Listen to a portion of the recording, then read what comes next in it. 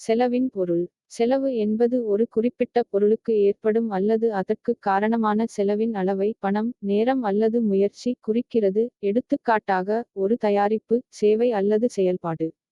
எளிதாகச் சொன்னால், செலவு என்பது ஒரு குறிப்பிட்ட நோக்கத்தை அடைய தியாகம் செய்யப்பட்ட அல்லது பயன்படுத்தப்பட்ட வளங்களின் மதிப்பைக் குறிக்கிறது.